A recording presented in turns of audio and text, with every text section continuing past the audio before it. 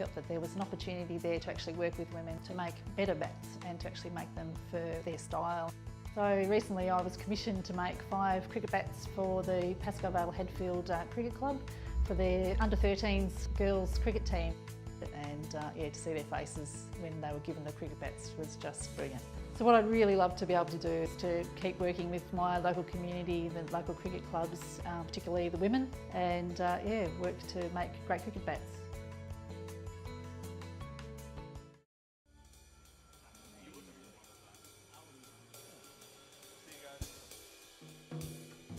My name is Michael Tortoni. I'm the founder of Melbourne's legendary jazz club, Bennett's Lane. I've recently moved to the very cool Brunswick. The Jazz Lab here on Leslie Street, Brunswick is Melbourne's new home of jazz. In my old club, you might have seen Prince for a late night set, or the Wynton Marsalis Band, or even the Harry Connick Jr. Trio. My new club will also host stars of contemporary music, starting with the Bill Frisell Trio for the Melbourne International Jazz Festival, as well as local stars. So drop in for some great music and a drink at the Jazz Lab.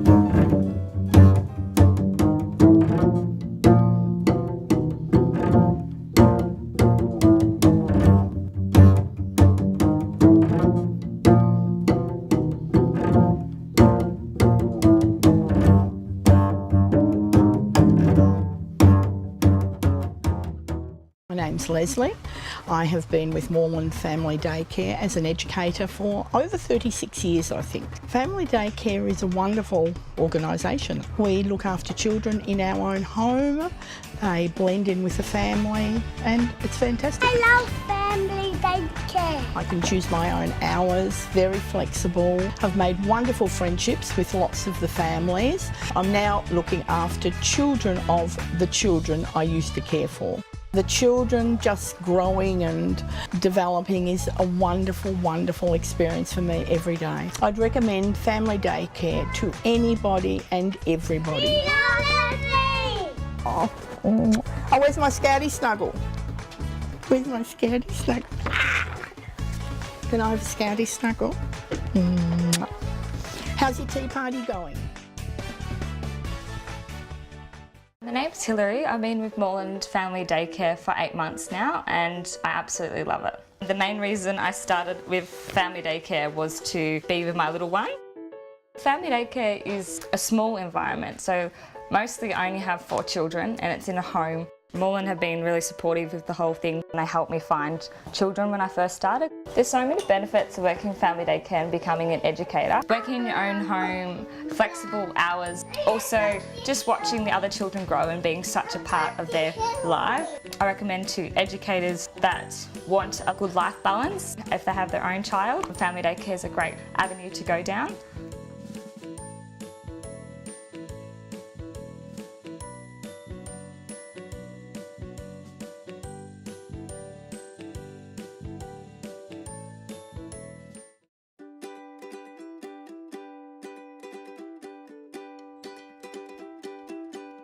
Hey Moreland, today I'm down in St Kilda for the Midsummer Pride March supporting the LGBTQ community.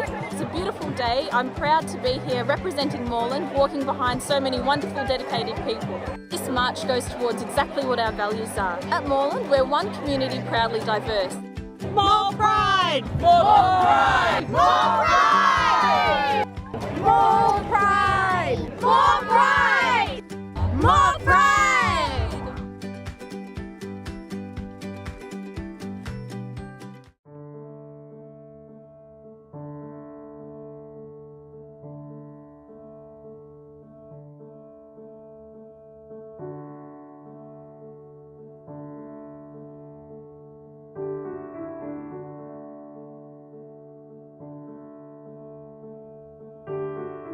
We are having lots of fun. I like playgrounds too, even ones with very big slides. I like the monkey bars and I like the knots and crosses. I like the monkey bars. I like the clocks.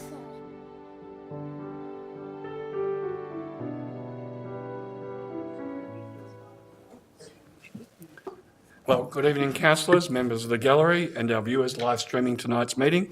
My name's John Kavanagh. I'm the Mayor of Moreland City Council. It's my pleasure to welcome to tonight's council meeting. Our meeting has been held in the traditional lands of the Wurundjeri people, and I wish to acknowledge them as the traditional owners. I'd like to pay my respects to their elders past and present, and elders from other communities that might be here tonight. I acknowledge that currently many Aboriginal and Torres Strait Islander people have made Moreland home, and in doing so have contributed to positive, rich diversity of the municipality. Members of the gallery, please note that the council meeting is being recorded and web streamed live to council's website and to Facebook. This recording will also be available as video on demand. Attendees are advised that they will be recorded during the meeting. Councillors, just a reminder that in line with the adopted councillor conduct principles as outlined in the Councillor Code of Conduct, councillors should ensure that they conduct themselves in this meeting with integrity, impartially exercise their responsibilities in the interest of the local community, and not improperly seek to confer or advantage any person. This behaviour will support the principles for leadership and good governance that secures public confidence in the office of councillor. I'd like to introduce the councillors who are here this evening. To my right, we have Councillor Sue Bolton. Hi. Councillor Jess Dorney. Hi. The Deputy Mayor, Councillor Natalie Abood. Councillor Alia Farnley. Councillor Dale Thomas. Dale Martin. Thomas. I'm thinking of Carlton, sorry. Councillor Dale Martin. Councillor Mark Riley. Councillor Lambros Tapanos, who doesn't play for Carlton. And Councillor Oscar Yildiz. Shocking game. Yeah, it wasn't too bad.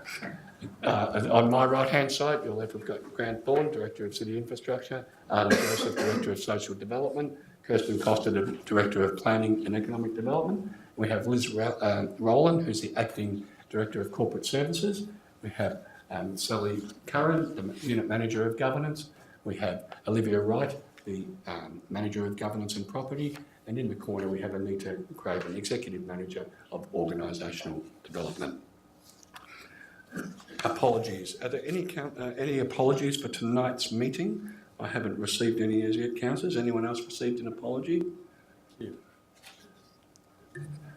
Okay, we'll declare that there are no apologies. No, thank you. Yeah, good. So there's no apologies for tonight's meeting. All right. Councillors, are there any conflicts of interest to declare? Yes. I have a conflict of interest which is an indirect interest by close association, as my first cousin is an employee of the Northern Community Legal Centre, which is an organisation that council is considering funding in tonight's budget. Thank you. Good. Are there any other conflicts of interest to declare, councillors? Okay, councillors, we'll look at we'll start looking at the council reports, which the first one is obviously the adoption of the budget, strategic resource plan, the budget 2018-19, strategic resource plan 18, I'll explain it in a minute, 18 to 23, rating strategy 18 to 19, fees and charges schedule 18 to 19, and council action plan 18 to 19. Now, as Councillor Abood has declared a conflict of interest, and it's an indirect interest by close association, I think on this basis, I propose to separate the motion for consideration at tonight's meeting in relation. So, Councillor Abood, would you like to leave the chamber?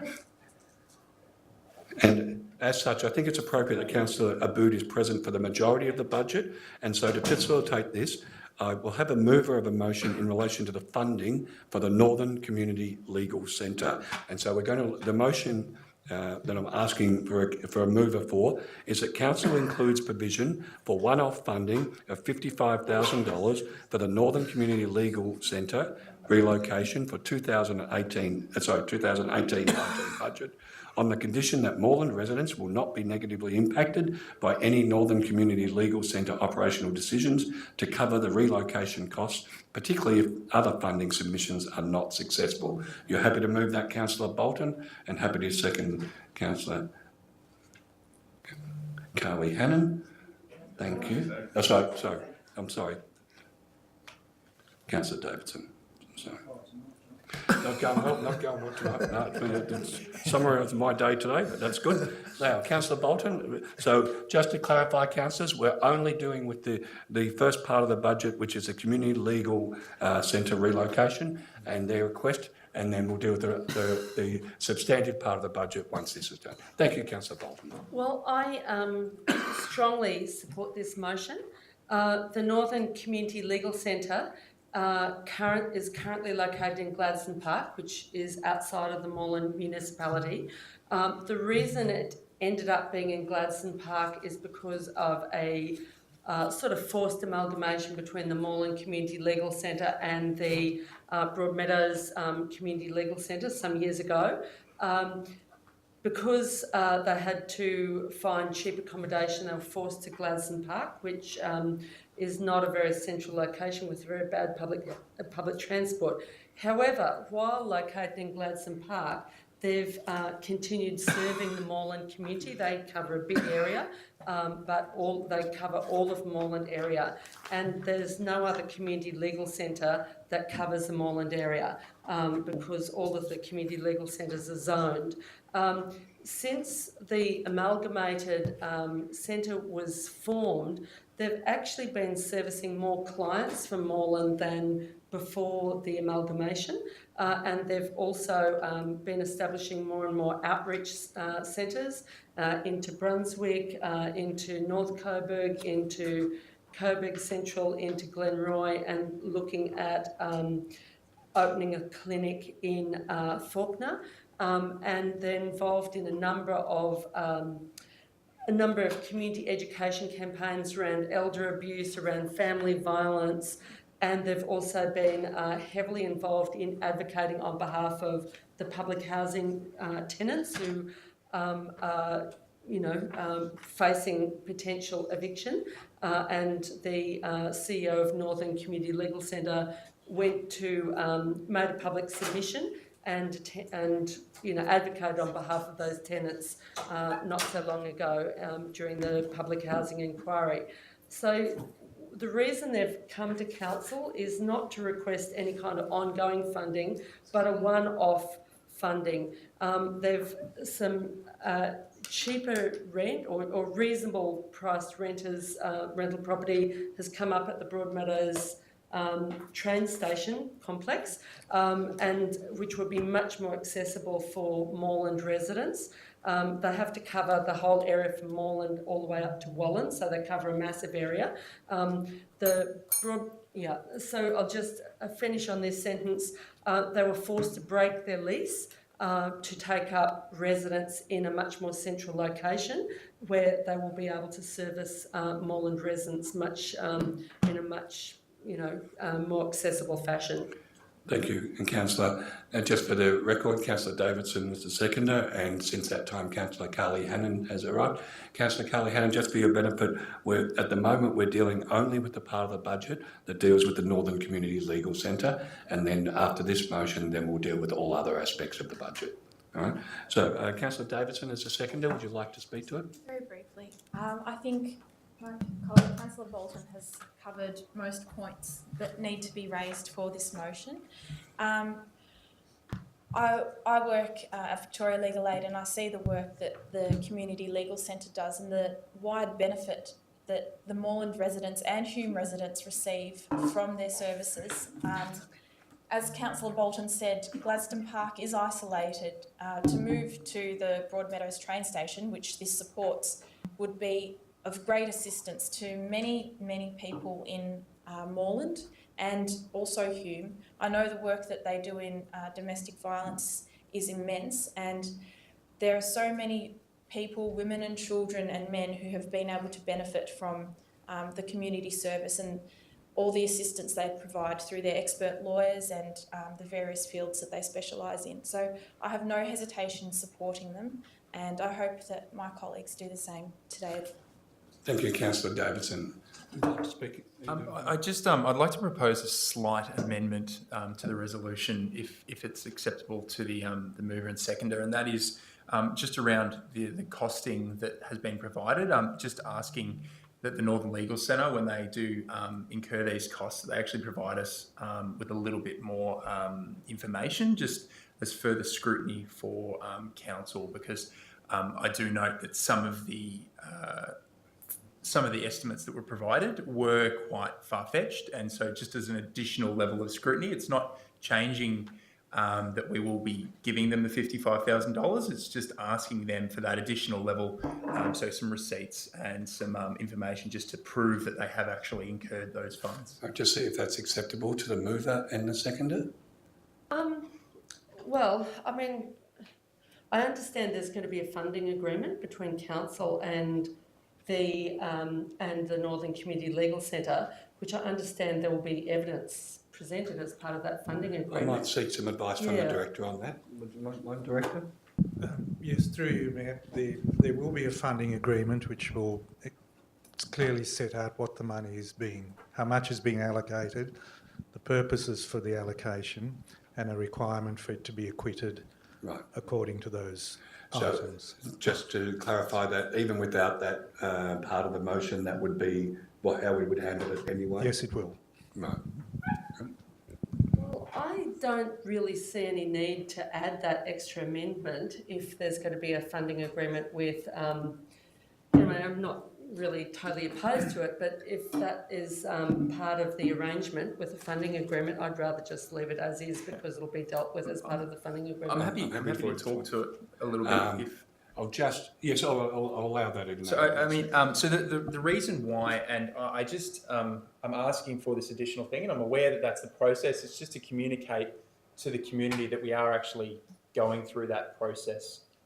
It's just that for me, having a service that's not located within Moreland, for them to only provide us half a page of information for us to hand over $55,000, I would like to communicate to the community that we are doing this additional scrutiny as part of that. Okay. All right, I'll just check again. Is it acceptable to the mover? I think, why don't we just go through the amendment process? Okay. But I'm not totally opposed to it. Okay, except if it was incorporated, I'd prefer to give them a little bit of a longer timeline, like 6 months or 12 months. All right. So it's not acceptable to mover. So you're happy to second, Councillor Martins? Okay. So that we'll debate the amendment now. Okay. Right. So I'll let you speak to it a bit further if you like, because I only let you put it in context. Anything else you'd like to say, Councillor? Again, it's really stipulating that we are going to this funding arrangement with them, that we are providing this additional scrutiny, and that the information that they provided in their submission isn't all that we're going off. Okay. Would the seconder like to speak to it? Yeah, I can see Councillor Martin's amendment on the screen. It's basically Northern Community Legal Centre is required to provide acquittal of the expenditure of council's funds within 3 months of the service being relocated, so after the relocation. So it's very reasonable to expect that after the full relocation has happened, which is where the money is going, that the breakdown of what the expenditure is provided to the director and the council. So I'm quite supportive of that because it's good transparency and it's good good governance in terms of how we provide ratepayers money. Okay. All right. So just to check, we're only doing point B, aren't we? Is that correct? Yes, that's right. All right. Any other councillors like to speak to the amendment? Yes. I mean, I'm not dead opposed to the amendment, but I sort of feel like it's, in a sense, this is a service that's being picked on a bit because, usually with other organisations, we just accept the funding agreement as being the agreement which requires, organisations who are recipients of council grants to provide the evidence of what they've spent the money on, etc. So there is usually, that's just standard procedure with grants like this. So I sort of feel like, it's already required. If it gets voted up, that's no big drama. But I just sort of feel like they're being singled out because the reality is they are partially located in Moreland because they operate out of a number of council venues in Moreland. So they're not entirely... sure their head office is in Gladstone Park at the moment, but they, function out of Moreland as well. So it's not entirely true to say they are not based in Moreland. Okay. Any other discussion on this amendment? Okay. Yes, Councillor. I'm supporting the amendment. I don't think I support the grants full stop in this stage in the budget process, to be honest with you. I really do think that money should be allocated in a different line item for communities, legal centres and others to be able to apply and go for a competitive process. I really don't see why we are signalling in the budget that we are providing this funding without the agreement being done and negotiated beforehand. So I really am a bit uncomfortable with the process, and I don't think it's very responsible of us to actually put this in the budget as such. But having said that, it is better, if it is going to be supported, to have this amendment and have some guidelines and have it put all of the funds within the time frame, but not have anything at all. Okay, thank you, Councillor. Any other discussion on the amendment only? Okay, being no further discussion, we're going to vote on the amendment only. So that's part B of what you see on the screens. Those councillors in favour of amendment B, please raise your hand. And against? Declare that carried. So that's now incorporated in the substantive motion. And so anyone would like to speak about the substantive motion? Once again, only to do with Northern Legal Service, not to do with the other parts of the budget. Yes, Councillor. Yes, I'm going to continue my speaking against. And make no mistake, this does not indicate my non-support for community legal centres, and in particular this one who services our municipality, as well as the north of Melbourne more broadly. However, it is a lot of money. $55,000, is it? Is a significant amount of money. Many other community organisations that are council responsibilities effectively, or provide services which are within the local government realm, do not and will not ever imagine getting that kind of level of support from council. And I must remind you that I'm pretty sure the federal government funds community legal centres and provides ongoing funding for them. I should also let you know that there is a state government grants application. I think there was about $7 million over the last 2 years for community legal centres to apply for funds. So my question is, why haven't these avenues been explored? And obviously this will be the most appropriate way to seek additional funding for the relocation. I'm not sure if local government is the body that normally should be funding or does fund community legal centres. If those other options are exhausted, then that's something for us to consider. But I think for us to jump in the budget process, allocating money to this community legal centre without having that paperwork, I would actually prefer to have an officer reports and would prefer that something like this come through the chamber in a regular meeting than through the budget process, where we can actually ask those questions and get that detail and actually see the financial situation that requires this kind of level of support. So I don't think this is the right way to go, and I don't think it's responsible. I can understand that people might be quite sympathetic to providing support and assistance. I am too, but I'm also sympathetic around a whole range of other community organisations which would love to get this kind of support and funding. And I just feel that the proper way and process would be through a competitive grants process, through a council report where we can get all the information out in the public, not at the last minute in the council budget. Thank you, Councillor. Are there any other speakers, either in favour or against? Yes. Yeah, I just want to rise. I do want to speak in favour. I do acknowledge Councillor Tapanos's comments and would like to signal that I am going to foreshadow in the future looking at some additional criteria for our budget bids, because I don't believe that this is the correct process. And so I do agree with Councillor Tapanos. I do recognise that they do provide a lot of assistance to Moreland residents. And, you know, I am incredibly uncomfortable with, again, this is just purely cost shifting from federal and state onto local government. I'm also really uncomfortable with the fact that Hume have decided that they're not interested in this, which is really disappointing given that it is actually located within their municipality. So disappointment from federal and state levels on this one, and that we will be looking to actually make this process a little bit more rigorous in coming years. Thank you, Councillor. Are there any other councillors who would like to speak in favour or against the motion? Would you like to close the debate? Just wait. Yeah. You may close the debate, Councillor Bolton. Just in response to some of the questions that people have raised, I mean, it is true that there has been a lot of cost shifting from both federal and state government to councils in a whole range of areas.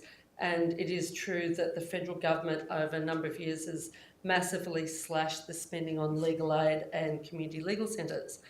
But this is a very unusual circumstance, but there is also precedent for local councils supporting community legal centres. For instance, the previous community legal centre was supported by the previous Moreland Community Legal Centre before amalgamation did get assistance from the Moreland Council. I think it was subsidised rent. I didn't think I'd need to bring this document with me, but so I'm just going on memory right now. Now, I gather Hume Council subsidised the shift to Gladstone Park after the amalgamation, but I don't think Moreland did. In the past, currently, a number of different councils subsidise community legal centres, mostly with cheap rent or subsidised rent. From memory of the document, I saw it's a range of councils in the eastern suburbs and western suburbs. So there are definitely a number, and Moreland hasn't been doing that. The Community Legal Centre, Northern Community Legal Centre, has indicated they don't intend to ask Moreland for any kind of ongoing funding. It's just simply a one-off grant to make their service more accessible to Moreland residents and others. You only get 2 minutes for the right reply. Yeah. Can I ask a question? Is that okay, Mr. No, I think we've closed the debate. No, I'm sorry, I'm not going to take any more questions. Okay, we're going to put it to the vote. All those in favour? Against? Declare that carried. Councillor Booth, please. Now, councillors, we're going to move on to every other part of the budget and the strategic plan. And because it's such a big document and most important document we have, any councillor that wants to speak to it or against it will take every speaker until it exhausts. Okay, do we have a mover for the remaining parts of the budget? Do we have a move? Yes, thank you. Councillor Riley is moving every other part of the budget. And do we have a seconder for all other parts? Thank you, Councillor Abood. Welcome back. Councillor Riley, would you like to speak to the budget? Briefly, thank you. I just want to acknowledge that here we are again, 12 months later. This is, as Mayor Kavanagh has indicated, it's a very important process. I want to thank all of the officers and the workers who've been involved in pulling the budget together, and the community that have made submissions and read and considered and given feedback about the budget as well. It's stating the obvious, really, that we're looking at what our revenues are and what our outgoings are in this process.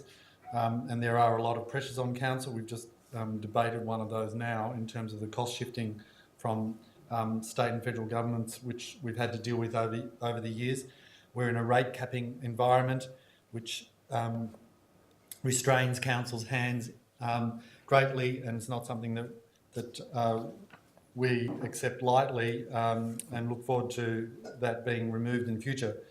The total budget is looking at, the revenue we're looking at raising is totals of about 149 million, more than $149 million worth. We're looking at setting the rates in this and other issues like our costs for our aquatic and gym sessions. So all of these kinds of things are being taken up in this document. There are at least, I think, 5 or 6 attachments to this, so it's quite a weighty tome.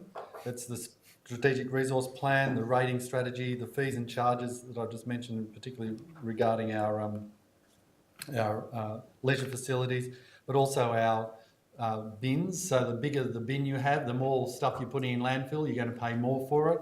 If you get a smaller bin, I encourage you to look at that, because you're going to be charged less in terms of rates. And that's what we want to see, more people putting less into landfill and reducing our footprint. So there's a whole lot of things that relate to other policies and programs that we have adopted in council over time to do with our health and wellbeing, our climate change policies, and many, many other aspects of what we do.